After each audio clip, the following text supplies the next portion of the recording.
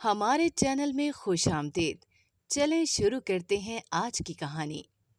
آج میری شادی کی چوتھی سالگرہ تھی۔ آج میں بہت زیادہ اداس تھی کیونکہ میں ابھی تک اولاد کی نعمت سے محروم تھی۔ اتنی دیر میں میرے پاس میری ملازمہ آئی اور کہنے لگی، باجی آج مجھے جلدی چھٹی چاہیے، میرے شوہر کی طبیعت خراب ہے اور مجھے اسے اسپتال لے کر جانا ہے۔ میں نے اسے کہا ٹھیک ہے تم چلی جاؤ، باقی جو کام رہ گیا ہے میں خود کر لوں گی۔ وہ جاتے جاتے واپس پلٹ کر آئی، باجی ایک بات پوچھوں؟ آپ اگر برا نہ مانے تو؟ اس میں برا ماننے والی کون سی بات ہے؟ تم پوچھو، کیا پوچھنا چاہتی ہو؟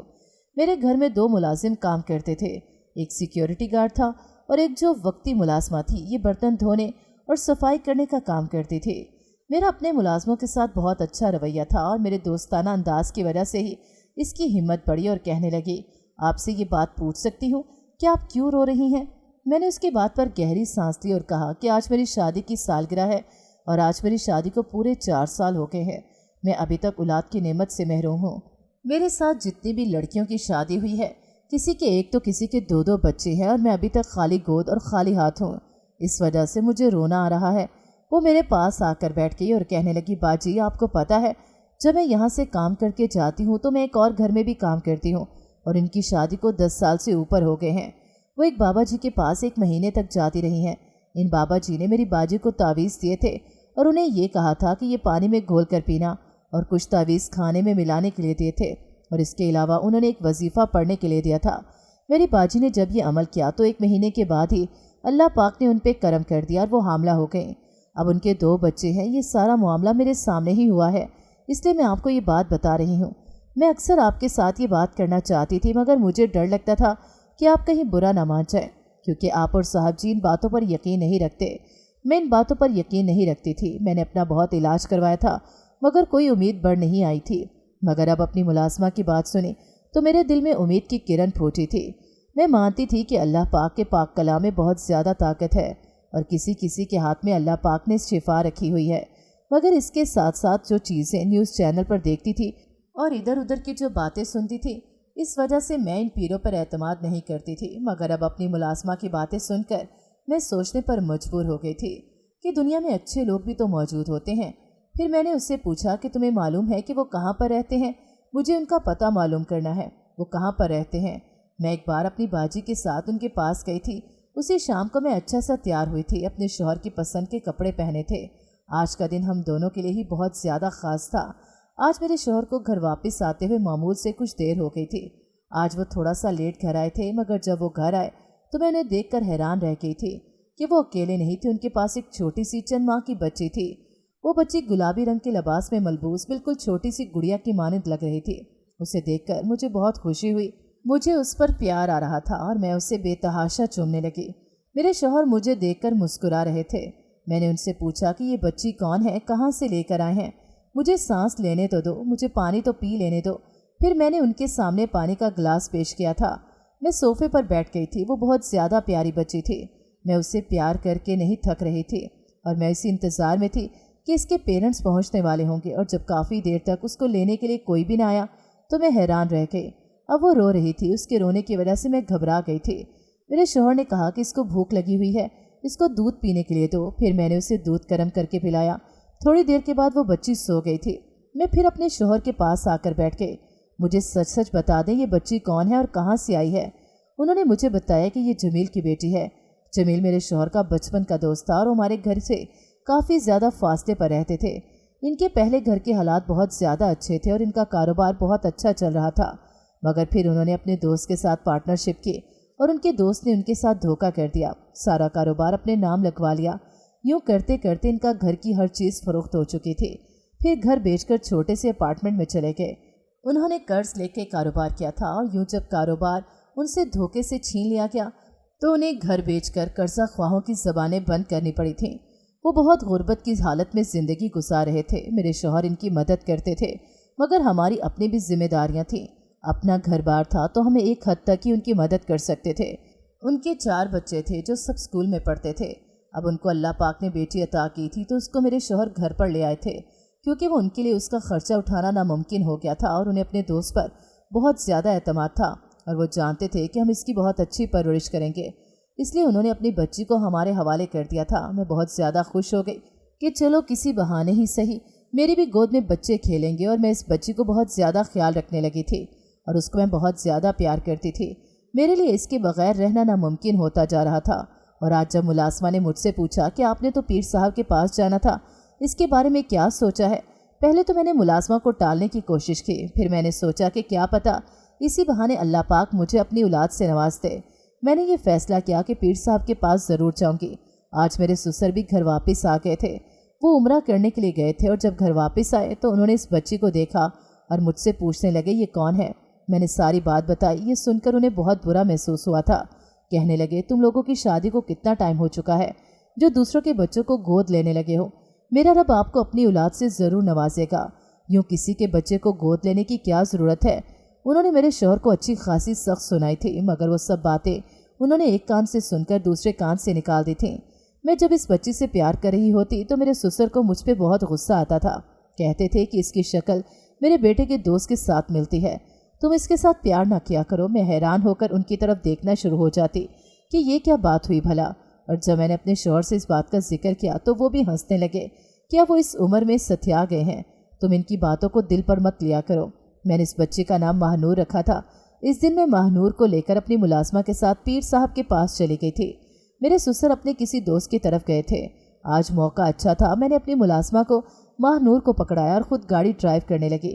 گاڑی کو روڈ پر کھڑا کیا، اس سے آگے تنگ سی گلی گزرتی تھی، اس سے آگے ہمیں پیدل ہی سفر کرنا تھا، اور ہم لوگ جب اس کے آستانے پر آئے تو یہاں پر بہت زیادہ عورتوں کا ہجوم تھا۔ ایسا لگ رہا تھا جیسے پورا شہر یہاں پر ہی امنڈ آیا ہے۔ یہ سب لوگ حالات کے ستائے ہوئے لگ رہے تھے۔ ان کو دیکھ کے ایسے لگتا تھا جیسے ان لوگوں کو اللہ پر سے اعتبار اٹھ گیا ہے، اور انہیں انسانوں پر یقین تھا کہ جو چیز اللہ سے مانگنا چاہے وہ انسانوں سے مانگے، تو اس امید پر کہ انسان دے دے گا۔ یہ کتنی غلط بات تھی۔ میں بھی یہی کر رہی تھی، مجھے بھی تو یہی یقین تھا کہ اس شخص کی وجہ سے میری مراد پوری ہو جائے گی، مگر میں نے خود کو یہ سوچ کر تسلی دی کہ میں تو صرف ان سے دعا کروانے کی بات کروں گی۔ پھر میں نے سوچا کہ مجھے یہاں سے واپس چلے جانا چاہیے۔ جیسے ہی میں وہاں سے اٹھنے لگی تو پیر صاحب کی ایک مریدنی نے مجھے کہا کہ آپ کو پیر صاحب اندر بلا رہے ہیں۔ میں نے سوچا کہ ایک بار آزمانے میں کیا حرج ہے، اور وہاں پر ایک بار ہی آنا تھا، پھر میں یہاں پر دوبارہ نہیں آؤں گی۔ اور یہ بھی تو میرے رب نے کہا ہے کہ انسان کو وسیلہ تلاش کرنا چاہیے، اور ہو سکتا ہے کہ ان کی دعا میں اثر ہو۔ میں تو ان سے دعا کروانے کے لیے آئی ہوں۔ اور یہ جگہ بہت عجیب سی تھی، وحشتناک سی اور گندی، اور اس جگہ پر اتنی زیادہ صفائی کا اہتمام بھی نہیں کیا گیا تھا، مگر پیر صاحب کی شخصیت اس ماحول سے بہت زیادہ مختلف تھی۔ ان کے چہرے پر بہت زیادہ نور تھا، وہ ایک نورانی شخصیت کے حامل شخص تھے اور بہت نیک انسان معلوم ہوتے تھے۔ ان کے چہرے پر داڑھی تھی اور انہوں نے بہت صاف ستھرا لباس پہنا ہوا تھا۔ ان کی نگاہ بہت زیادہ گہری تھی، جیسے انسان کے اندر تک اتر کر سب راز جان لیں۔ ہم تمہاری اولاد کی بہت زیادہ خواہش سے آگاہ ہیں، تمہیں روپے پیسے یا کسی بھی چیز کا کوئی مسئلہ نہیں، بس تمہیں اپنی اولاد کی وجہ سے فکر لاحق ہے، مگر تم فکر نہیں کرو، بہت جلد تم پر اللہ پاک اپنا کرم کرے گا۔ میں نے ان کی بات پر حیران ہو کر ان کی طرف دیکھا کہ ابھی تو میں نے اپنا مسئلہ بتایا ہی نہیں، پھر وہ کیسے جان گئے تھے؟ تم سوچ رہی ہو کہ مجھے یہ سب کچھ کیسے پتہ چلا؟ ان کی اس بات پر میں بہت زیادہ حیران رہ گئی تھی کہ ان کی نگاہ انسان کے چہرے سے ان کے اندر تک جا رہی تھی۔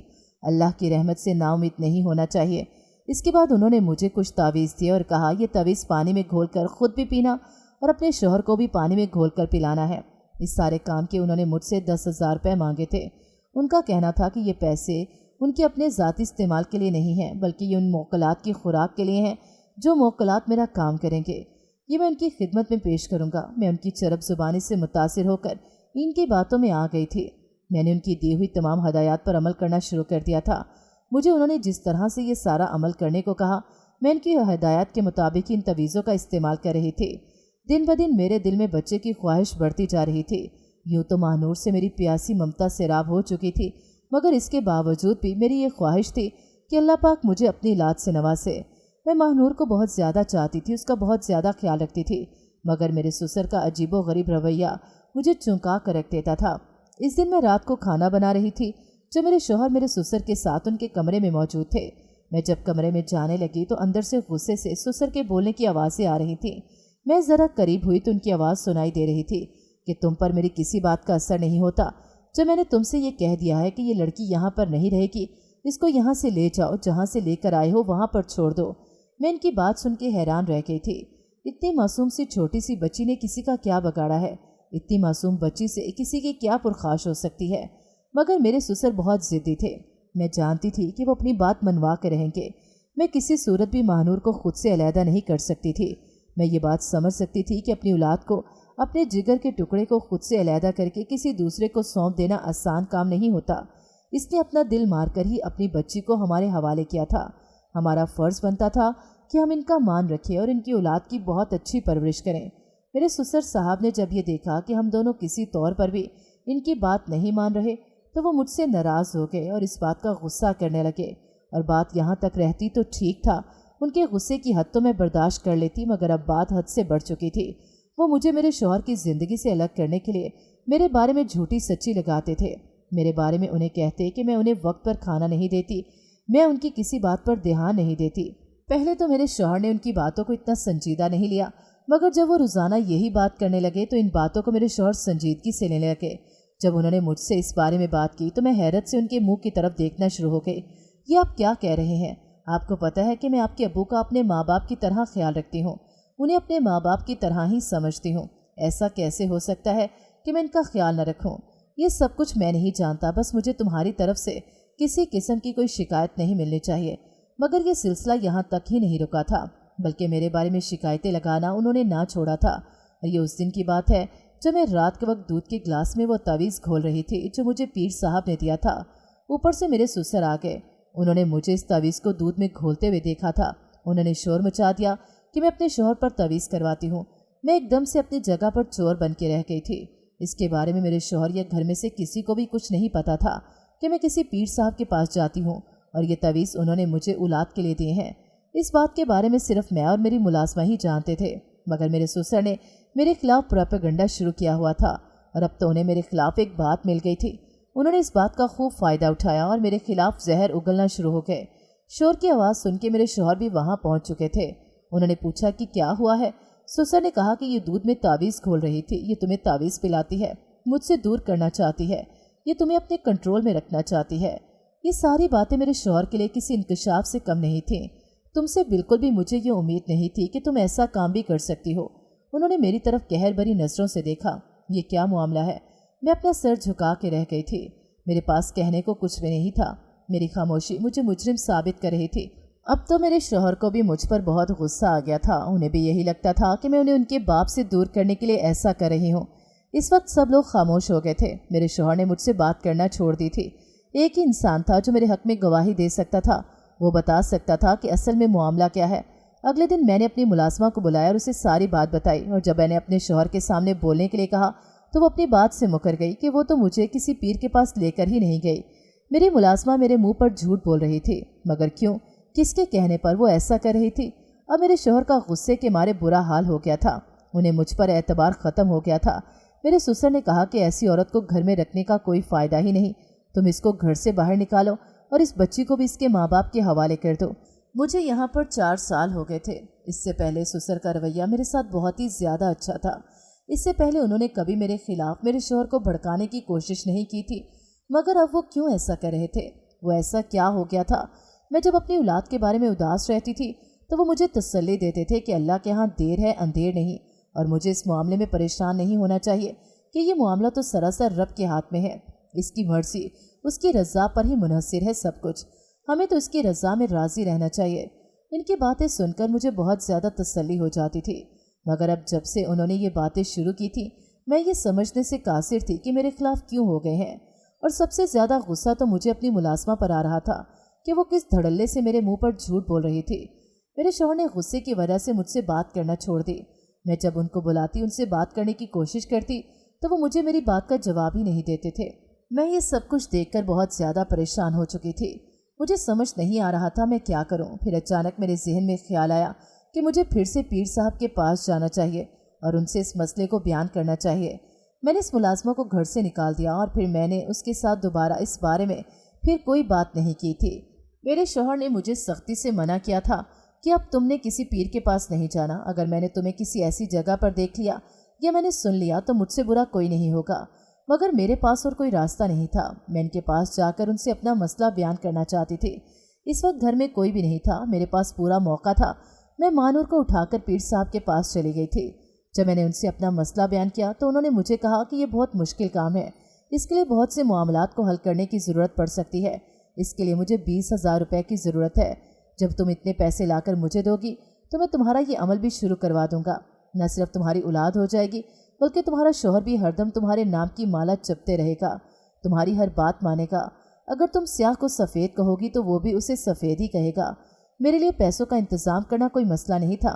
मेरा शौहर मुझे जो पैसे देता था वो मैं संभाल कर रख देती थी, और अब इतना ज़्यादा पैसा इस पीर के हवाले करना मुझे मुनासिब नहीं लग रहा था, मगर मेरे पास इसके अलावा कोई रास्ता नहीं था। अगले दिन वो पैसे मैंने पीर साहब को दे दिए, क्योंकि मुझसे अपने शौहर की इससे ज़्यादा बेअतनाई बर्दाश्त नहीं हो रही थी। जब मैं वहाँ से बाहर आ रही थी तो मैंने अपने शौहर के दोस्त और मानूर के पापा को देखा। मैं उन्हें देखकर एकदम घबरा गई थी, और वो भी मुझे यहाँ देखकर हैरान रह गया। उसने मुझसे पूछा कि आप यहाँ पर क्या कर रही हैं। मैंने उन्हें बताया कि औलाद के लिए दुआ करवाने आई थी। ये बात सुनकर वे खामोश हो गए। उन्होंने अपनी बेटी को प्यार किया और फिर इसके बाद मैं घर आ गई थी। मुझे दिल में ये डर लग रहा था कि मेरे शौहर को इस बात के बारे में पता चल गया तो मुझे नहीं छोड़ेगा। मुझे इस बात की फिक्र हो रही थी कि इनका दोस्त उन्हें मेरे बारे में ये बात बता न दे। मगर काफ़ी दिन गुजरने के बाद जब मेरे शौहर ने इस बात का जिक्र नहीं किया तो मैंने भी सुख का सांस लिया। पीर साहब का बताया हुआ मतलूबा वक्त गुजर गया था। मैंने उनके दिए हुए तमाम तवीज़ात को उनकी हदायत के मुताबिक ही इस्तेमाल किया था। इनका बताया वजीफ़ा भी पड़ा था, मगर अभी तक मेरे मतलूबा नताइज नहीं मिले थे। ना तो मुझे औलाद की खुशी मिली थी और ना ही मेरे शौहर का रवैया मेरे साथ अच्छा हुआ था। मैं समझ गई थी कि ये पीर भी फ्रॉड है, इसने मेरे साथ धोखा किया है, मगर मेरे पास खामोश रहने के सिवा कोई चारा नहीं था। मैं अगर घर में अपने शौहर को बताती तो वो मुझ पर गुस्सा करते। वो तो वैसे भी मुझ पर आजकल बात बात पर गुस्सा कर रहे थे। जैसे ही मेरे शौहर का रवैया मेरे साथ ठीक होता तो मेरे ससुर फिर से कोई ना कोई ऐसी बात करते थे जिसको सुनकर वो गुस्से में आ जाते थे, और वो हमेशा एक ही बात करते थे कि इसको छोड़ दो और इस बच्ची को इसके माँ बाप के हवाले कर दो। मैं इनकी बार बार की कही हुई एक ही बात की वजह से परेशान हो गई थी, मगर अब मैं ये सोचने पर मजबूर हो गई थी कि मेरी शादी को 4.5 साल हो गए हैं और ससुर का रवैया मेरे साथ पहले तो बहुत अच्छा था। फिर मैंने ज़रा गौर किया और सोचना शुरू किया तो मुझे पता चला कि इनका रवैया मेरे साथ कब से बदला है, जब से इस बच्ची को हम लोग घर पर लेकर आए हैं। मेरे ससुर इसकी बहुत ज़्यादा मुखालफत कर रहे थे कि शाम का वक्त था। मेरे शौहर और ससुर दोनों ही घर पर थे। मैं किचन में खाना बनाने में मसरूफ़ थी। जब दरवाजे पर दस्तक हुई, मैंने दरवाज़ा खोला तो मेरे सामने वही मेरी मुलाजमा खड़ी थी। उसे देखकर मेरा दिमाग गुस्से से घूम गया था। मैंने कहा, तुम यहाँ पर क्यों आई हो? तो वो रोने लगी और कहने लगी, बाजी मुझे आपके साथ ज़रूरी बात करनी है, एक बार मुझे घर के अंदर आ जाने दें। उसे रोता हुआ देखकर मेरा दिल नरम हो गया था। मैं उसे लेकर किचन में ही आ गई थी। मैं जल्दी जल्दी खाना बनाने लगी और उससे कहा कि तुमने जो भी कहना है जल्दी से कहो। वो कहने लगी, बाजी मैं आपसे माफ़ी मांगना चाहती हूँ, मैंने आपके साथ गलत किया। इस दिन मैंने आपके खिलाफ झूठी गवाही दी थी, मुझे उसकी बहुत बड़ी सज़ा मिल चुकी है। मेरा बेटा बिल्कुल ठीक ठाक था और अच्छा भला था। वो बैठे बैठे बीमार हो गया और जब उसे अस्पताल लेकर गए तो पता चला कि उसे फोत हुए काफ़ी देर गुजर चुकी है। मुझे आपकी आ लगी है, और दूसरी बात वो पीर कोई पहुंचा हुआ इंसान नहीं था। वो मुझे औरतों को अपने पास लाने का कमीशन देता था। मैं इसके बारे में झूठी बातें करके लोगों को घेर कर उसके पास लेकर जाती थी। मुझे माफ़ कर दें, अगर आपने मुझे माफ़ कर दिया तो मेरा रब मुझे माफ़ कर देगा। इसकी बात सुन के मुझे खुद पर बहुत ज़्यादा अफसोस हुआ। इस दिन उसकी बातों में आकर ना मैं इस पीर के पास जाती, ना ये सब कुछ होता। मैंने तुम्हारे साथ क्या कुछ नहीं किया, मगर मैं कुछ कहूँगी तो ये एहसान जताने वाली बात हो जाएगी। मैंने तुम्हारा क्या बिगाड़ा था? तुमने इस दिन वो झूठ बोलकर मेरे शौहर को मुझसे बदजन कर दिया था। कैसे तुमने मेरे बारे में इतनी बड़ी बात कह दी? बताओ मुझे, क्यों किया तुमने ऐसा? वो कहने लगी कि मुझे बड़े साहब ने ऐसा करने के लिए कहा था। मैं हैरत से उसके मुंह की तरफ देखना शुरू हो गई। किसकी बात कर रही हो? मैं आपके ससुर की बात कर रही हूँ बाजी। उन्होंने मुझे ऐसा बोलने के लिए कहा था। मेरी हैरानगी किसी तौर पर भी कम नहीं हो रही थी, मगर वो मेरे साथ ऐसा कैसे कर सकते हैं? अभी हम लोग ये बात ही कर रहे थे कि मुझे दरवाजे पर कदमों की आहट सुनाई दी। मैंने जब बाहर देखा तो वहाँ पर कोई भी नहीं था। मुझे कदमों की आवाज़ साफ सुनाई दी थी, जैसे अभी यहाँ पर कोई था और वो हमारी बातें सुन रहा था। मैंने उससे कहा कि ठीक है, तुम चली जाओ यहाँ से, मगर अब तुम्हें नौकरी पर नहीं रख सकती मैं। और मैं इस सोच में पड़ गई थी कि मेरे साथ मेरे ससुर ऐसा क्यों कर रहे हैं। मेरे बारे में मेरे शौहर के दिल में गलत फहमी पैदा करना चाहते थे, मगर इसलिए उनका क्या मकसद था? मैं सोच सोच कर पागल हो रही थी। मेरे शौहर का रवैया मेरे साथ आहिस्ता आहिस्ता बदलना शुरू हो गया था। अब उनका गुस्सा बहुत ज़्यादा कम हो गया था। जब मेरे ससुर मेरे बारे में शिकायत लगाते, जब भी कोई इस तरह की बात करते, तो मेरे शौहर इस बात को इतना संजीदगी से नहीं लेते थे। और उस दिन मैं दोपहर के वक्त कमरे में महानूर को सुला के नहाने के लिए वॉशरूम में गई और जब मैं वापस आई तो वो कमरे में मौजूद नहीं थी। तो मैंने पूरे घर में उससे तलाश किया मगर मुझे कहीं भी महानूर नहीं मिली। मैं परेशान हो गई कि वो कहाँ गई, इतनी छोटी सी बच्ची जो खुद चलकर कहीं नहीं जा सकती थी। और घर में मेरे ससुर मौजूद थे जो इस वक्त सो रहे थे। कुछ ही देर गुजरी थी जब मुझे रोने की आवाज़ें आने लगी। फिर एक ख्याल आने के तहत मैं सीढ़ियाँ चढ़ के ऊपर छत पर आई तो मैंने देखा वो छत पर लेटी हुई थी और वो बहुत बुरी तरह से रो रही थी। उसको देखकर मेरा दिल उछलकर हलक में आ गया। मैंने उसको जल्दी से उठाया और अपने सीने के साथ लगा लिया और उसको उठाकर अपने कमरे में ले आई। मगर एकदम से उसकी तबीयत बहुत ज़्यादा ख़राब हो गई थी। उसे बहुत तेज़ बुखार चढ़ गया। बुखार की शिद्दत की वजह से उसे झटके लगना शुरू हो गए थे। मैं इसकी हालत देख के डर गई थी। मैंने अपने शौहर को बताया और उसे लेकर डॉक्टर के पास गए। वो पूरी रात हमने अस्पताल में गुजारी थी। मेरे शौहर मुझसे बार बार पूछ रहे थे कि अचानक से उससे क्या हुआ है। इस वक्त भी मैं खामोश हो गई थी। मेरे पास कहने को कुछ नहीं था। अगर मैं उन्हें अपने शक के बारे में बताती तो वो कहते कि मैं उनके बाप पर इल्ज़ाम तराशी कर रही हूँ। इसलिए मैं खामोश हो गई और उनकी जली कुटी सुनती रही थी। अगले दिन महानूर की तबीयत संभली। फिर हम उसे लेकर घर वापस आ गए थे मगर अब मैं उसकी तरफ से मोहतात हो चुकी थी। पहले से ज़्यादा उसका ख्याल रखने लगी थी। कुछ दिन से मेरी तबीयत अजीब सी रहने लगी थी। मतली और कैं की शिकायत हो गई। सुबह से मुझे चक्कर आ रहे थे। मुझे बहुत ज़्यादा कमज़ोरी महसूस हो रही थी। मेरी तबीयत खराबी को देखकर मेरे शौहर डॉक्टर के पास लेकर गए और डॉक्टर ने जो कुछ बताया उसे सुनकर हम दोनों हैरत से एक दूसरे के मुंह की तरफ देखने लगे। मुझे समझ नहीं आ रही थी कि मुझे इस बात पर ज़्यादा हैरान होना चाहिए या खुश होना चाहिए। जिस बात का मैं इतने वक्त से इंतज़ार कर रही थी, आज वो वक्त मेरे सामने आ गया था। मैं माँ बनने वाली थी। हम दोनों इस बात से बहुत ज़्यादा खुश थे। घर आने के बाद मेरे शौहर ने मेरे ससुर को ये बात बताई तो ये बात सुन के वो बहुत खुश हुए। कहने लगे कि इस छोटी बच्ची को इसके माँ बाप के पास छोड़ कर आओ। अब तुम लोगों की अपनी औलाद होने वाली है। अब इसका यहाँ पर रहने का कोई जवाब नहीं बनता। मगर मैं किसी भी तरह से महानूर को खुद से अलग नहीं कर सकती थी।